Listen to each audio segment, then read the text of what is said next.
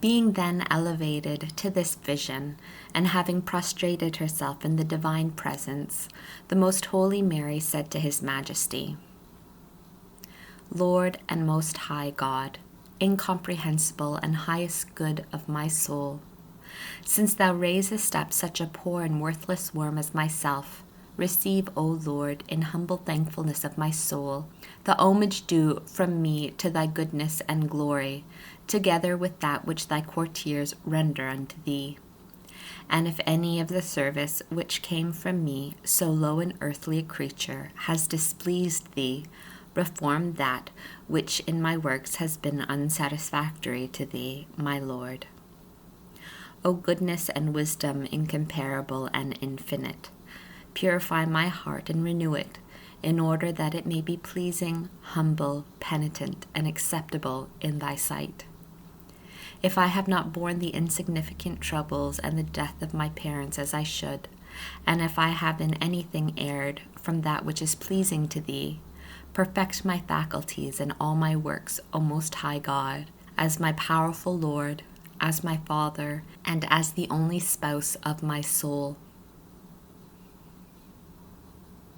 To this humble prayer the Most High answered, My spouse and my dove, the grief for the death of thy parents and the sorrow occasioned by the other troubles is the natural effect of human nature and no fault. And by the love with which thou hast conformed thyself to the dispositions of my providence in all things, thou hast merited anew my graces and my blessings. I am the one that distributes the true light and its effects by my wisdom. I am the Lord of all, that calls forth the day and the night in succession. I cause tranquility, and I set bounds to the storms, in order that my power and my glory may be exalted, and in order that through them the soul might steer more securely with the ballast of experience, and hasten more expeditiously through the violent waves of tribulation, arriving at the secure harbor of my friendship and grace, and obliging me by the fullness of merit to receive it with so much the greater favor. This, my beloved, is the admirable course of my wisdom, and for this reason I concealed myself during all that time from thy sight. For from thee I seek whatever is most holy and most perfect. Serve me then, my beautiful one, who am thy spouse, thy God of infinite mercy, and whose name is admirable in the diversity and variety of my great works. Our princess issued from this vision altogether renovated and made godlike, full of the new science of the divinity and of the hidden sacraments of the King, confessing him, adoring him, and praising him with incessant canticles, and by the lights of her pacified and tranquilized spirit. In like proportion also was the increase of her humility, and of all the other virtues. Her most ardent prayer was to penetrate more and more deeply into that which is most perfect and most pleasing to the will of the Most High, and to fulfill and execute it in her actions. Thus passed a number of days until that happened, which is to be related in the next chapter. Instruction given me by the Queen of Heaven, our Mistress.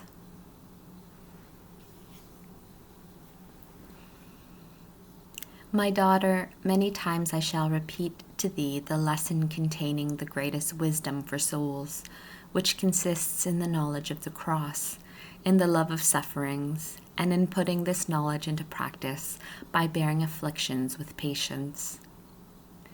If the condition of mortals were not so low, they would covet sufferings merely for the sake of their God and Lord, who has proclaimed them to be according to his will and pleasure. For the faithful and loving servant should always prefer the likings of his Lord to his own convenience. But the worldlings in their torpidity are moved neither by the duty of conforming to their Father and Lord, nor by his declaration that all their salvation consists in following Christ in his sufferings, and that his sinful children must reap the fruit of the redemption by imitation of their sinless chief. Accept then, my dearest, this doctrine and engrave it deeply into thy heart. Understand that as a daughter of the Most High, as a spouse of my Son, and as my disciple, even if from no other motive, thou must acquire the precious gem of suffering, and thus become pleasing to thy Lord and spouse. I exhort thee, my daughter, to select the sufferings of his cross in preference to his favors and gifts, and rather embrace afflictions than desire to be visited with caresses. For in choosing favors and delights thou mayest be moved by self-love, but in accepting tribulations and sorrows thou canst be moved only by the love of Christ. And if preference is to be given to sufferings rather than to delights, wherever it can be done without sin, what foolishness is it when men pursue so blindly the deceitful and vile delights of the senses, and when they abhor so much all that pertains to suffering for Christ and for the good of their soul. Thy incessant prayer, my daughter, should be always to repeat, "Here I am, Lord, what wilt thou do with me? Prepared is my heart, I am ready and not disturbed. What dost thou wish me to do for thee?" These sentiments should fill thy heart in their full and true import, repeating them more by sincere and ardent affection than by word of mouth.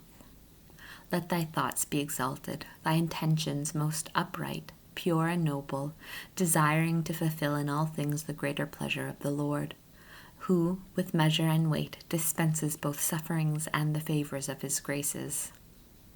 Examine and search within thyself without ceasing, by what sentiments, by what actions, and in what occasion thou mayest guard against offense, and in what thou canst please thy beloved most perfectly, and thus learn what thou must strive to correct, or what thou must aspire to within thyself. Every disorder, be it yet so small, and all that may be less pure and perfect, see thou curtail and expunge immediately, even though it seem allowable or even of some profit. All that is not most pleasing to the Lord thou must consider as evil or as useless for thyself, and no imperfection must appear small to thee, if it is displeasing to God. With this anxious fear and holy solicitude thou shalt walk securely, and be certain, my dearest daughter, that it cannot enter into the mind of man what copious reward the Most High Lord reserves for those souls that live in this kind of attention and solicitude.